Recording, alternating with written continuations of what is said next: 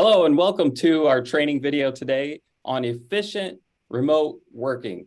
My name is Dr. Ed Love, and I am the Executive Director of Church Multiplication and Discipleship of the Wesleyan Church. And I'm joined with two of my team members, Amy and Rhonda, and they'll introduce themselves in a moment. But today we've put together this video for any new members of the Church Multiplication and Discipleship team or anybody else that would find this video helpful and useful in developing an efficient and effective remote working team. So welcome, Amy and Rhonda. Go ahead and introduce yourself. Thank you. Yeah, as Ed said, I'm Amy Pratt, and I serve as the Director of Multiplication and New Church Development.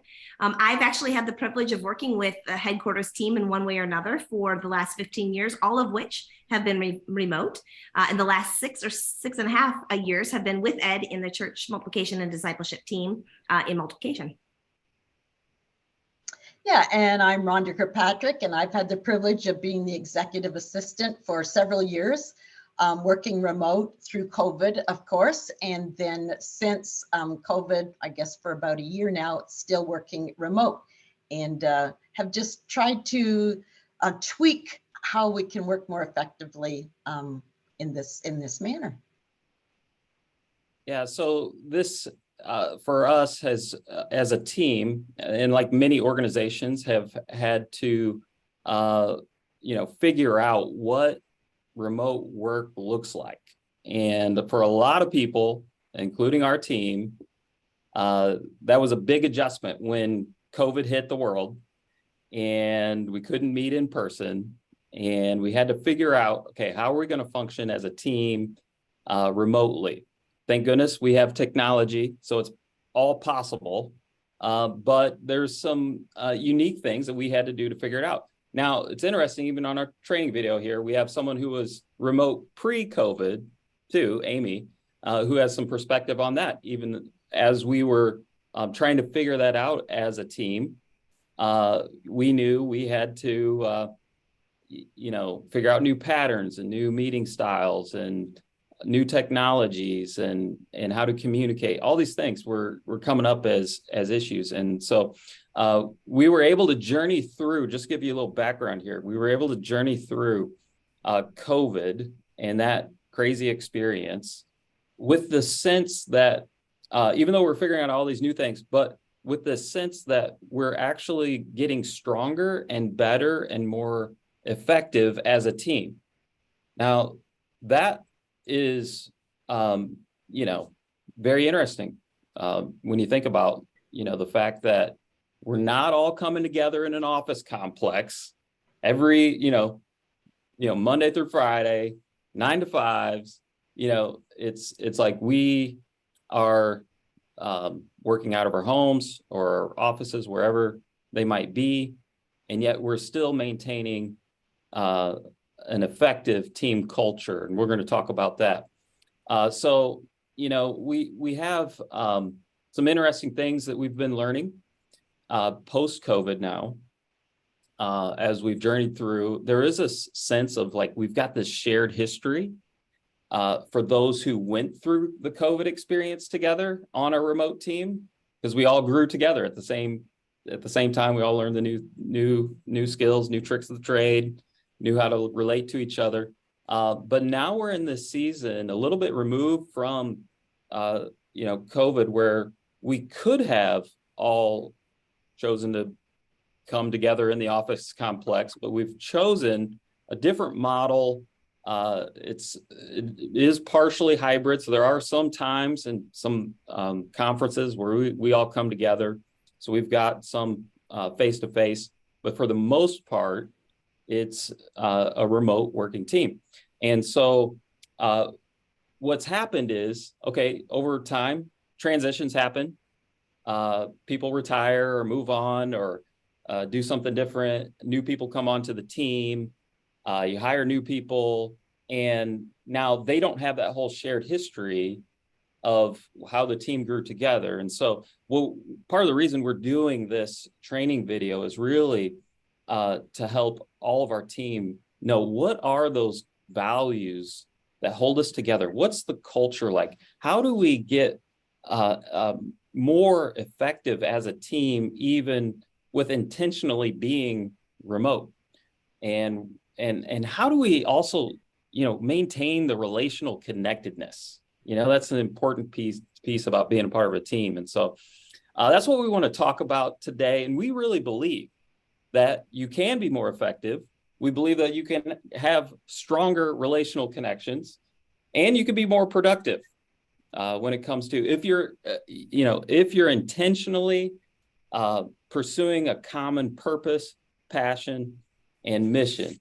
And so that's what we want to talk about here today. And just kind of picture this as coffee shop type conversations with three people who have been working remote and also part of a remote team. I'm going to go ahead and share my screen with you, and you'll be able to see some of our slides and content that we have prepared for you. So I'll go ahead and share here. There we go. So I'm going to drop in and just kind of share with you just the big values that hold us together. And I look at values as kind of a tuning fork for an organization. That's what kind of keeps everything functioning in harmony. It's what shapes your culture. And so, we would say it this way: teams can thrive while working remotely. Interconnectedness and productivity are still possible when working with a purpose and mission and passion and intentionality. And so for us, these are the four values that really hold us together when we're talking, what are our remote work values? Here they are, four of them. High integrity in everything that we're going to do. We're going to be a team that's filled with high integrity. So you don't have to question anybody. You don't have to question motives. We're just going to live with high integrity. That's who we are. There's going to be clear communication. We're going to really dive into that in one of our sections. There's going to be supportive accountability because at the end of the day, we got to produce, we got to work, and we've got things that we got to do and accomplish, but it needs to be coming from a sense of support and encouragement.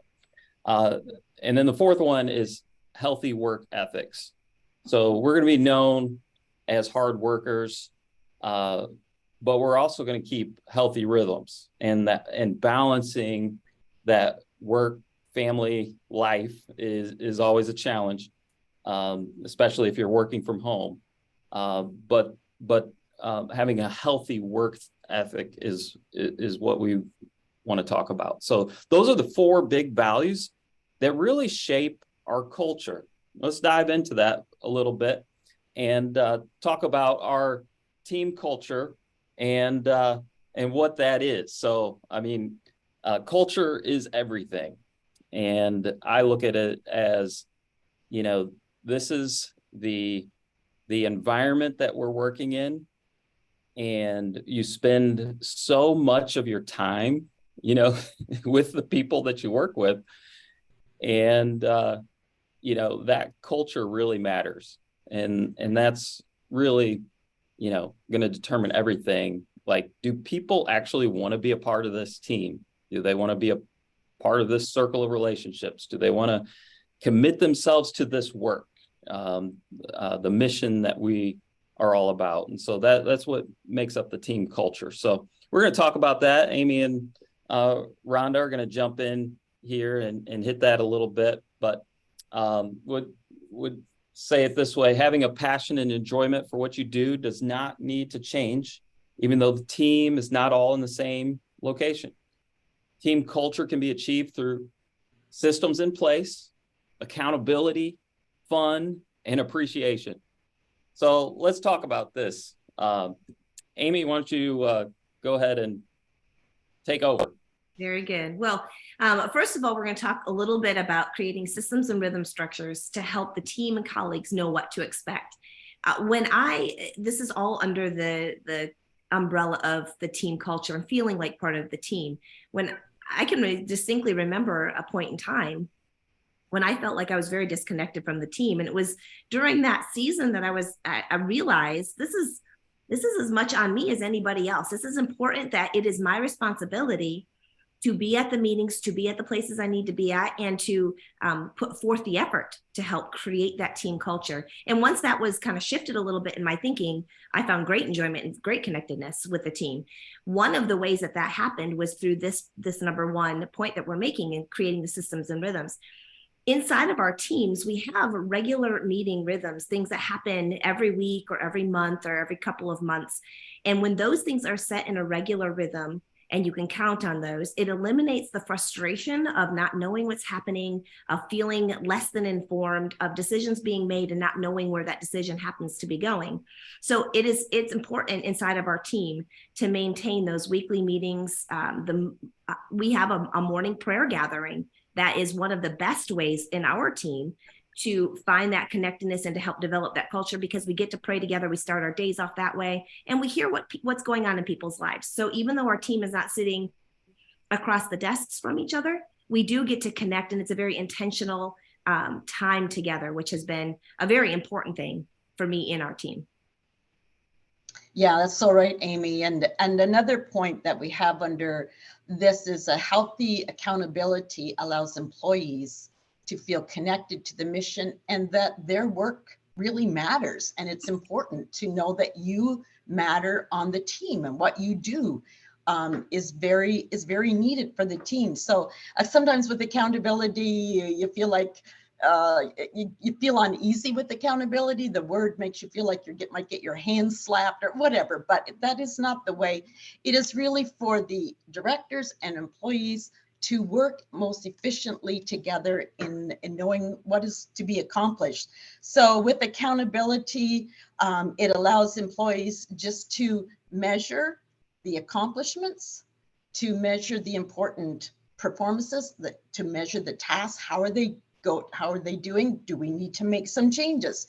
Do we need to make some changes in the task? Do we maybe need to make some changes in our attitudes in doing the test? Do we need to ask more questions? Do we need more clarity? Accountability always just helps us pull all those things together.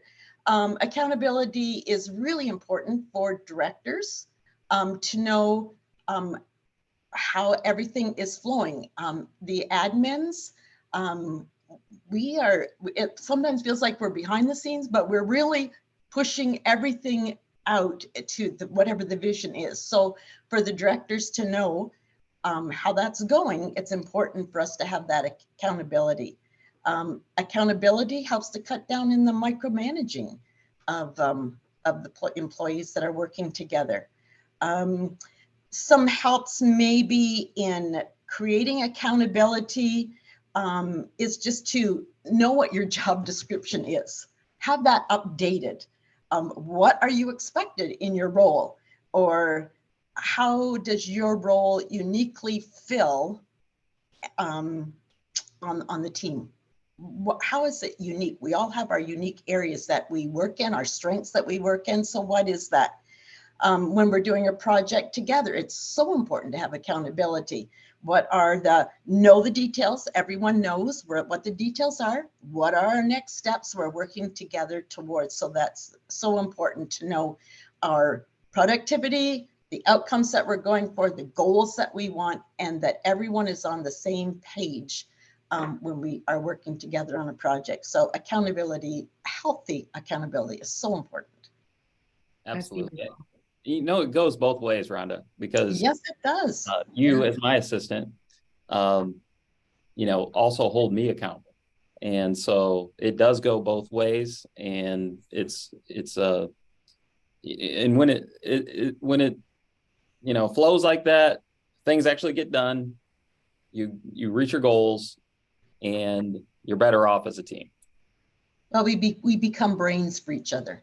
So that everything is done the way it needs to be done and in the time that it needs to be done. So, yeah.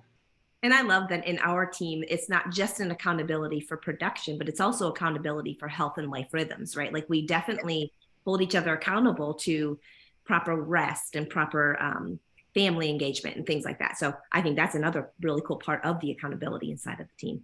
Very true. I agree with you there, Amy. I remember when we first started this, I am kind of a driver of myself. And so I would sit at the computer first thing in the morning and I just go, go, go, go. And I needed someone on my team to say, Rhonda, you need to take breaks. You need to get up and walk, because it was just very easy to just keep sitting there. So it was wonderful to have that accountability from my team members to, to see how I was doing in that. And it was perfect.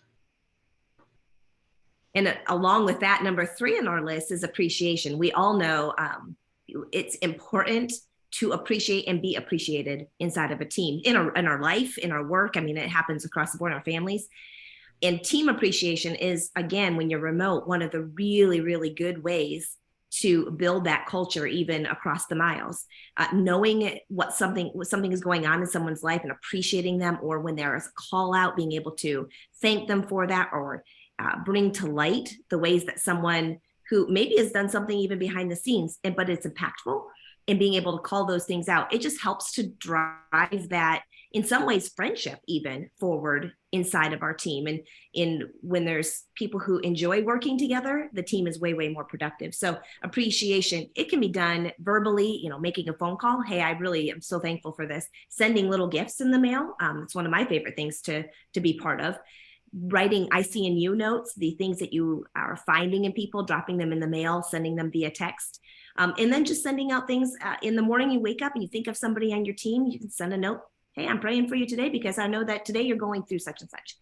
Those are great ways to show appreciation among the team. And it's as great to give as it is to receive those things. Yeah, Amy, most of my team knows that I am a task person. I like to get the check marks done.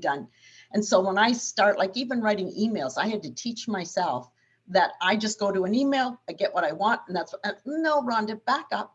Let's give a compliment here first. Let's give some gratitude here first. So often I would write my email and then add to the front or to the end something that I had been thankful that my team member had done. And so even if another person is task oriented first, you can be trained to be thankful and grateful for what your team members are doing. Absolutely. And it does take intentionality, Because because when you're not walking around the office, you're not seeing the person on a regular basis, as in like physically bumping into them, you might tend to be more naturally encouraging or, pointing something out, appreciating something. And so you do have to really, be intentional, focus, at least I do, and, take the initiative and put yourself out there with appreciation. But that just changes everything in the team culture. So, yeah, that's great. Anything else there you mentioned? Well, let's move to our second big category here that we wanted to talk about. And this is actually big enough. It's one of our core values as a team. So, communication, clear communication is so key. It is vital to ensure everyone is on the same page. It is better to over communicate than under communicate. In order to lessen frustration and achieve the ask. So there's one member of our team likes to use this phrase every time we end up having a dialogue. He uses this phrase where something's said, and then he'll say again, to be clear, and then he'll repeat what he just heard. And I kind of make fun of him now sometimes because I know it's coming, but it's so helpful because now we know we've got clarity. We're both on the same page, and we're over communicating to each other, and that's so helpful because in a remote work atmosphere, that ends up being, the communication lines end up being, the key connecting points in order to accomplish the task. So it's got to be clear. Let's talk about that. Well, Ed, that is really true. And for me, I worked with a person that instilled in me, Rhonda, I'd rather you ask more questions, and even if I've heard it before, communicate with me again than not have enough. And so I needed to hear that, because for me, I didn't want to say it over and over again because I might look like I can't do my job well, or maybe I'm a little stupid, or I can't get it through my head, whatever. So I had to get that junk out of my head and just know, okay, if I need to ask a question, I ask a question. If the director needs to explain it a little bit more, then I need to know so I can work effectively and efficiently for Ed at this time. So it is really important that we know what is in our directors' heads, that it comes through as they're explaining it, and we can understand it, because we do want to do our work the best we can. But it's also good for the admins, or to know and to communicate their goal on how to achieve the ask that's been made of them. And so however, everyone works differently, but for the directors, or the executive director, and in Ed's case and myself, that he can know for certain that I'm going to be able to get that done for him, because I know what is needed. And so it's just important to give him the goals and how I'm going to step through that to make that happen. Maybe not every little single thing, but he can be confident she's going to get that done for me and let me know along the way. So it's so important to communicate. And we know that we're all wired differently. So we all speak and hear in our own way. And so it's very important to recognize that when you're working with a team. It's one thing to be in an office where you may, something isn't communicated clearly, or there's a little frustration, and you can see and sense that. That's a lot easier to hide when you're remote and away from each other. And so it's important to go, I know that the way that I say things, or the way that I'm hearing something, may not be the same way as the people that I'm working with, as my admins or my executive director. And so it is important to continually say, is this understood? Do you need this communicated in a different way? Is there something else that needs to be asked? And not be afraid to ask those questions, in order to make sure that we're all learning how each other speaks and hears, so that we can be good communicators.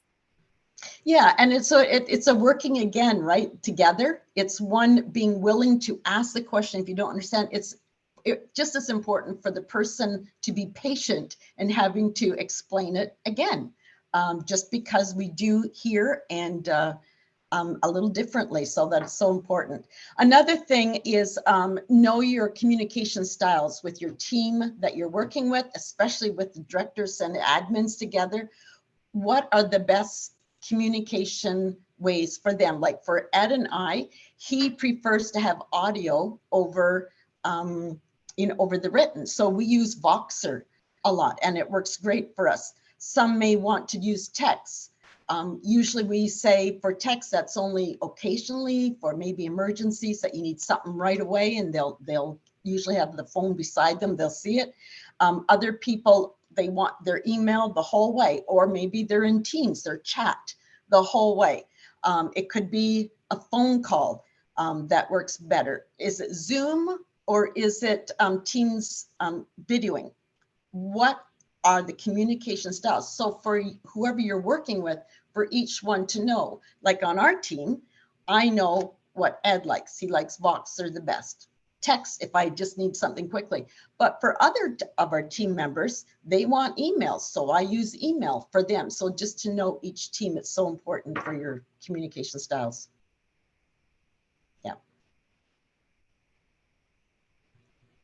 I think we're on number 3. But I think that's actually might be number 4. That's okay. Emails is part of our communication. We know that is our primary, right? Like we know in the culture we're in today, Email is the way that a lot of people communicate. And there's a lot of great things about it, but then there's some things we have to know about emailing back and forth so that we can avoid some of the pitfalls, like a thread that becomes so long, the details get lost in the middle of it. Knowing when to start a thread over again in order to highlight the information again, knowing how to send things out in a way that it'll go back to the top of the inbox in order for them to catch that again. The importance of things like setting the tone. We had a little bit of communication earlier, and there are times when we're task driven and the tone becomes very impersonal, and that's not always the tone that we want to set. So having those things as part of our the way that we email, sometimes it's really good to have an email, and if you're not positive it's coming across the way that you want it to go ahead and send it over to somebody who can do a quick read on it, to just say, hey, yeah, this is coming up exactly how you would want it to. You're not glossing over anything, and you're not saying, skipping details that you think are already there, are already known, already assumed.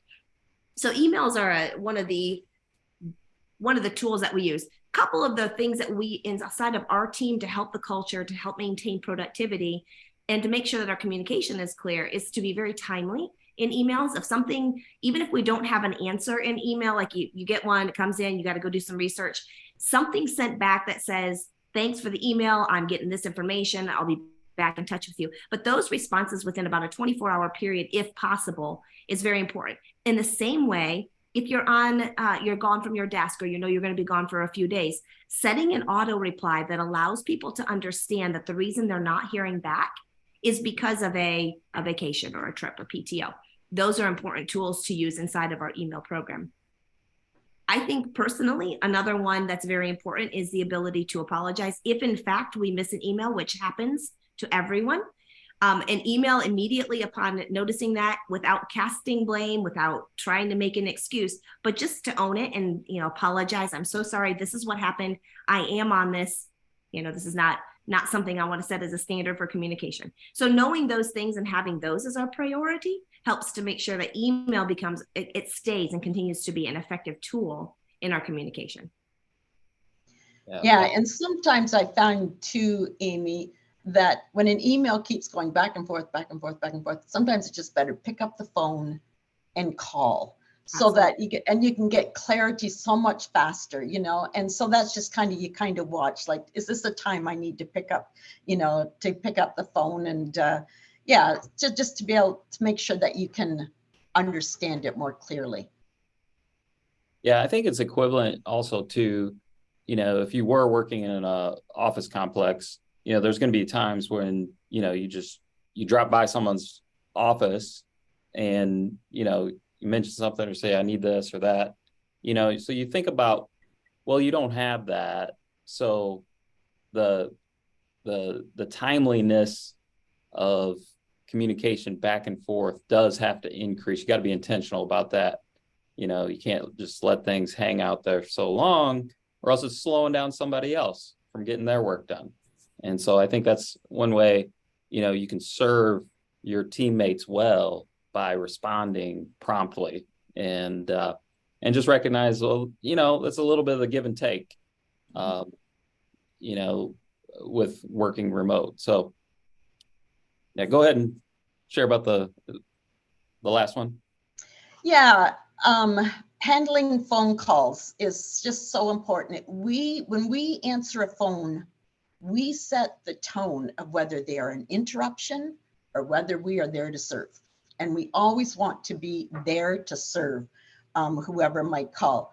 And so just answering it, knowing exactly what you're going to say when you answer it, so it sounds professional still. You may be at home, but you still want it to sound very professional. So know what you're going to say ahead of time. And the same with your voicemail, that your voicemail is set up and it sounds like you are in an office working mode to serve whatever is needed. So it's important to think through that also.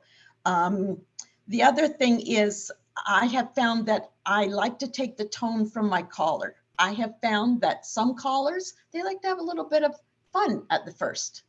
And there's some callers that they want the facts and only the facts. So I kind of try to pick up on the tone of what the caller is wanting and needing. And so that just helps it more it keeps it professional, but it also gives you relational part about it. And then if you get a call that information needs to be passed on, it's good to do that immediately because we forget about things. And so if you can just pass that on, so whoever needs on your team needs to handle that they will be able to handle it in an efficient time span also. And so just stay with the call until everything is done, until you move on to your task list. Yeah, that's good. Well, that's a lot of what it takes to clearly communicate within a remote working team and to do that effectively. So we've talked about team culture. We've got clear communication. And the third big category we wanted to talk about was being productive in a remote work environment. And so let's drop into that a little bit. We would say it this way: productivity is an anchor to any successful team. The anchor being prepared socially, mentally, and physically, all work to ensure productive capacity. So it takes a whole person to lead to productivity. And that's probably if there's skepticism or pushback, for some individuals that may prefer all in office working environment. The question is like, are you really productive? And is it are you getting things done? Are you accomplishing things? You're being honest about your work hours, all those sorts of skepticism. And I think, sometimes, they're probably okay in asking those questions. Those are accountability questions that need to be asked. But then also being able to show like our team during COVID, especially, we're able to show, well, we're actually becoming more productive and figuring out things to do that are actually more beneficial to serve the whole movement that we're part of. And so that's kind of neat when you can step back and say, what, our team culture is actually becoming more productive. We're getting more done, and it's actually beneficial to us. And so let's drop in and talk about this. Productivity. Yeah. So like Ed was saying, one of the measures to make sure that a remote team is accomplishing what they should be and what they need to be is that productivity measure. And so it's not wrong to say, here's my milestones, here's my markers. It's good to be able to see and gauge productivity, but there's a lot of things that can set us up to be more productive or to hinder our productivity. Highly capable people, highly able people are sometimes caught up in some of these things that slows down or reduces their productivity. And in a way to free that, in a way to engage that, a couple of things can be put in place. We're going to talk about some of those. One thing that I do think, just based on the fact that we are all different, there are people who aren't wired to be remote, and that's okay. There's nothing wrong with that, but we have to be honest with ourselves. And as Ed puts people into the team and on the team, he's evaluating that and making sure that that does fit with the person and the personality and the job responsibilities. So some of the things that we know based on everybody going through this together and COVID, and some of us who have had this in years past, but one of the ways that we can set up extra productivity is by preparing ourselves to be productive, by getting up in the morning with a routine. I know during COVID, everyone was in such a state of shock that it was a little willy-nilly to begin with on where everybody went, when we started, what was going on. Sometimes Zoom worked, sometimes it didn't. But as we moved forward, what I saw across our area anyway, was the more set times, the ways of preparing the night before to make sure the next morning was ready to go on time, to be at work on time so that there weren't things that were taking your time or you didn't plan well for those things. So being productive, setting everything up to be ready for work the next day, closing down at the time you're supposed to close down and closing out your work that day, knowing that you'll be back in the office even though you're in your home the next morning, and doing what you need to do in the evening to prepare for that. One of the other things we talked about this early on, I can actually remember a conversation with Rhonda. She was asking about getting up in the morning. Do you go to work in your pajamas because you can, or do you get dressed, or what do you do?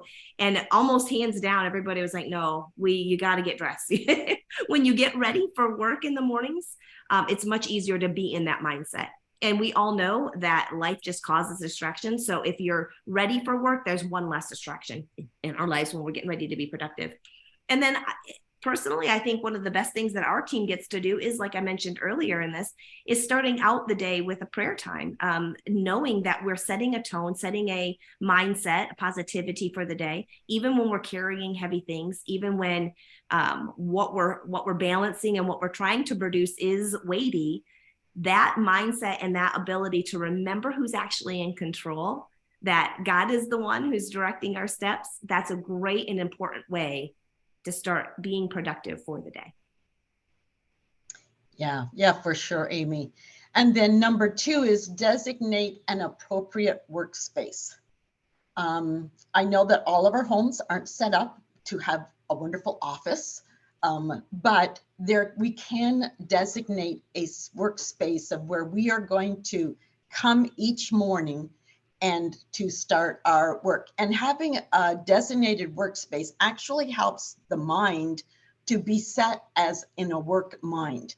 This is where I do this work. Now I am at work. I know that I prepared a little room down in my basement and I made it look pretty for me. It's not a fancy place, but I know when I go there, I'm ready to work, and I have it decorated the way I want it to, even though I happen to be in the lower part of the house. And but it just sets up our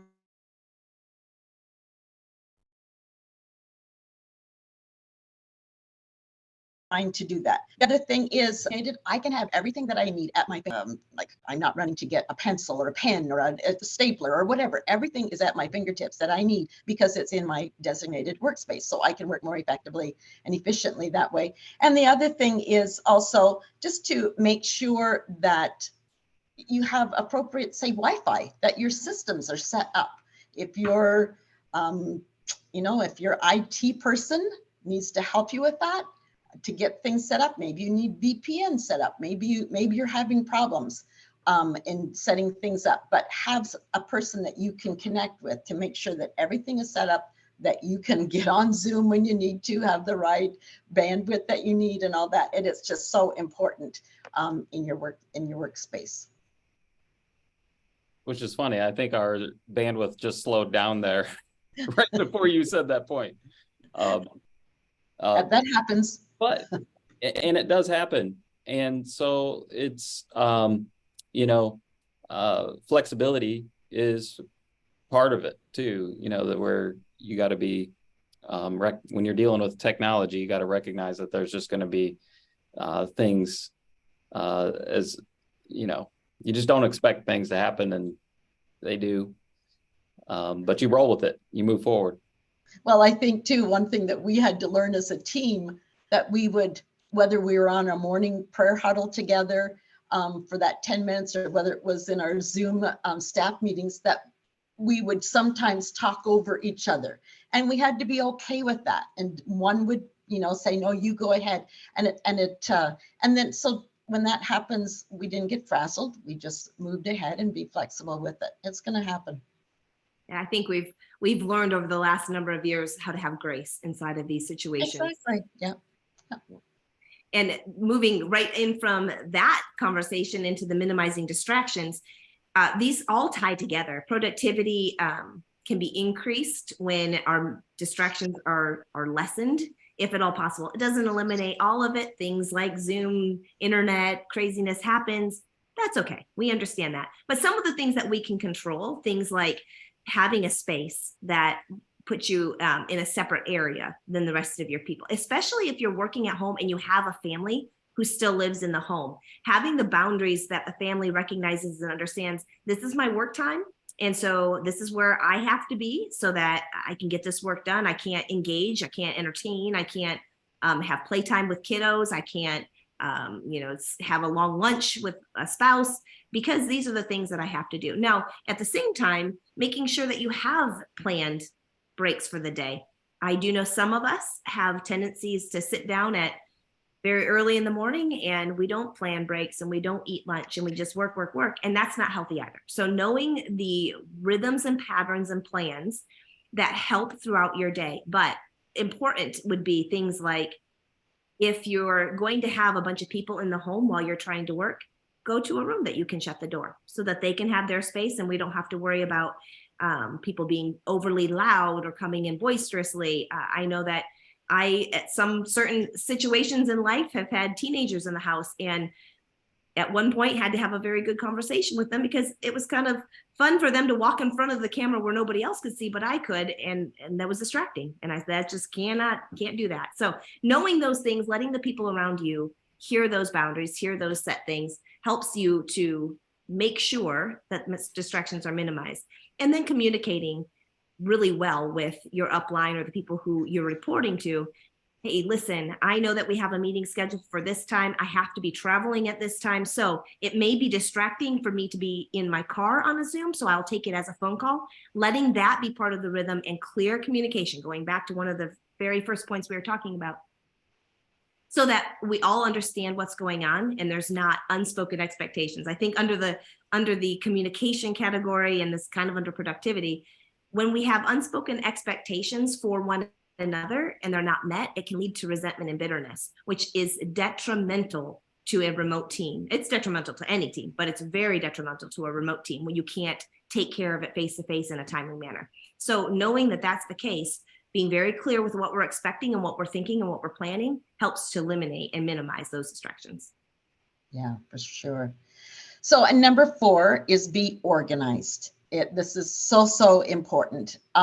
Know what is expected of you so you can be organized. Know what your director is expecting. The director knows what the admin is doing, what time allotment is given for that.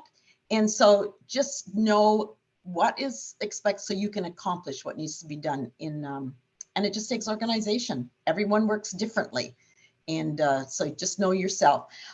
Maybe keep a to-do list. And again, a to-do list for different people are different things. Some people like notebook, some people like OneNote. Our team is starting to work more in teams. So there's the teamwork and the task management that is part of Teams that you can do. Some people like a spreadsheet. Some people like a whiteboard, let all their thoughts out on the whiteboard. And some people just like to use their calendar and block out times on their calendar that they will be working on certain projects and things that need to be accomplished. Therefore, you don't even have to remember. Your calendar helps you remember what you're going to be working on that day. But whatever it is that you are keeping that to-do list updated and it is flowing the way that your director is needing you to have things done. Also, just to know what is needed to be done the first of the day. Everyone is different. Some people are morning people. Some people work better in the afternoon, but know who you are, because often when we come to work, the first thing, what do you look at? Your emails. Well, if you have a big project to do and you are a morning person, emails may not be the priority for that morning. If your mind is more active and productive in the morning, get right into that heavier project so that you can be at your best. Then do your emails. But just know who you are and what you're needing. What I like to do, I like to know my next day's schedule before I finish for the day, so that when I go into my office and I open my computer, I know what to expect the next day. I'm ready to go even before that starts. It just gets my mind ready the way I am.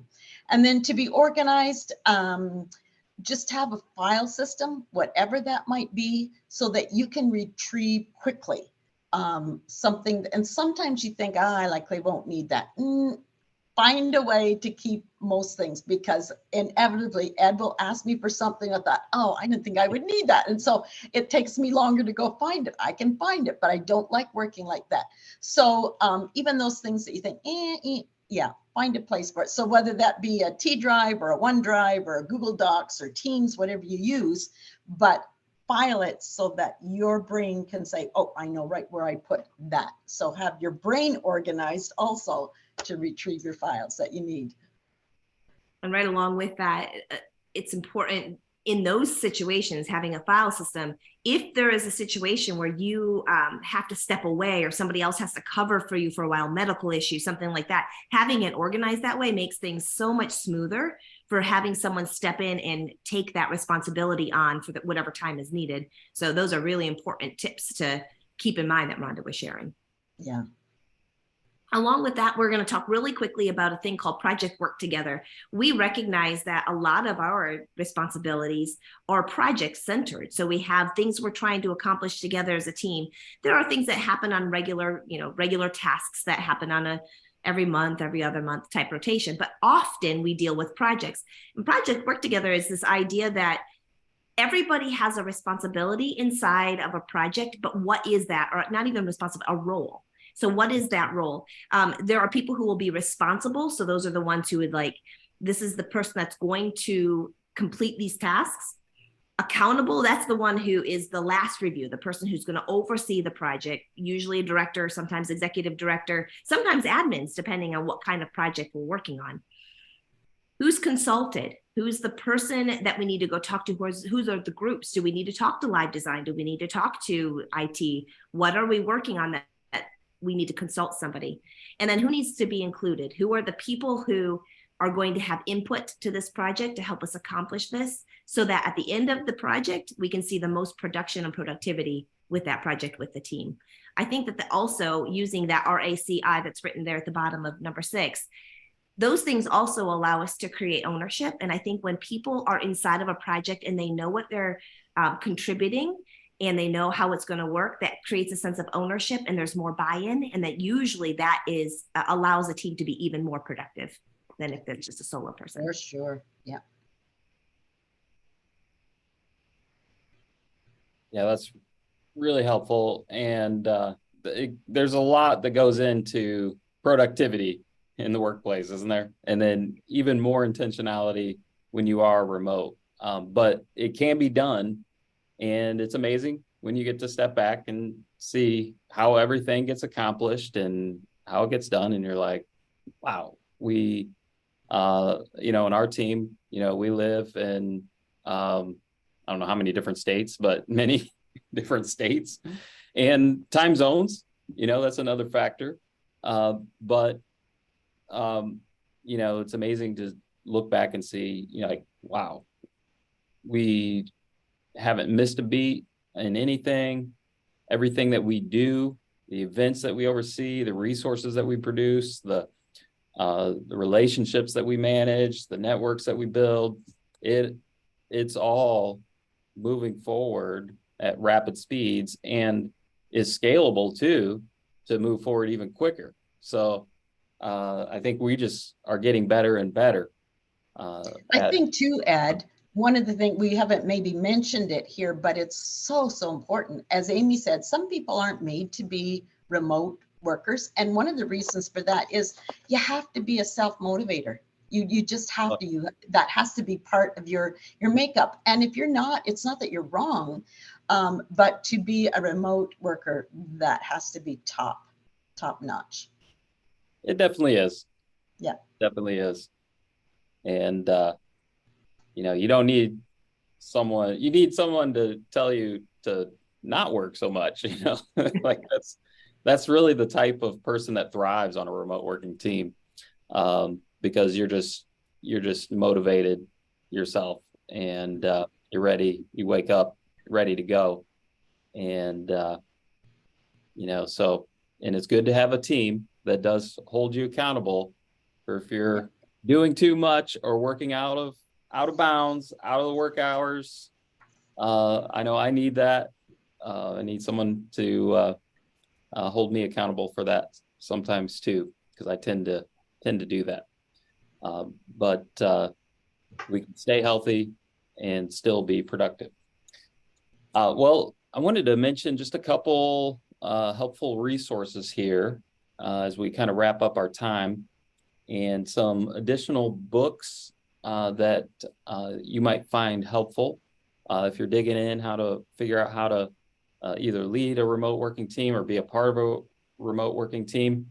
Patrick Lencioni wrote The 5 Dysfunctions of a Team. We've processed that together as a team, and it's been really helpful for us to kind of know those, those phases that he talks about that we might be in, and know how to respond appropriately in those phases. Crucial Conversations by Joseph Grenny. The 6 Types of Working Genius by Patrick Lencioni too. Excellent piece. We just processed that as a team, and it's really helpful to know how each employee works and what's your working genius. So it's really helpful. And then The Leader Assistant by Jeremy Burroughs.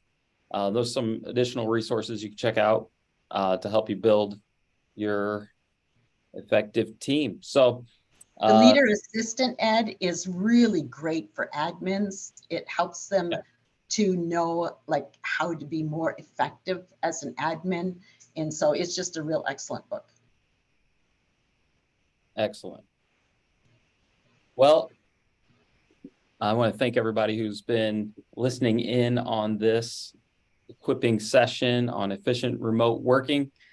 And hopefully you found it helpful. Some practical tips to, pursue remote work and be effective at it, whether you're a director or an admin, whatever level employee you are.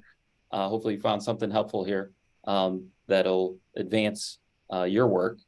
And just know it's going to take team culture first and foremost. It's going to take clear communication, and it's going to take emphasis on productivity. And when it all comes together, it's a beautiful team dynamic that can happen, and it'll be a blessing to whoever you serve. So thanks for joining in with us. Thank you, Amy and Rhonda. Your wisdom was amazing, and we really appreciate everything that you offer this team. So signing off. God bless. Thank you, guys.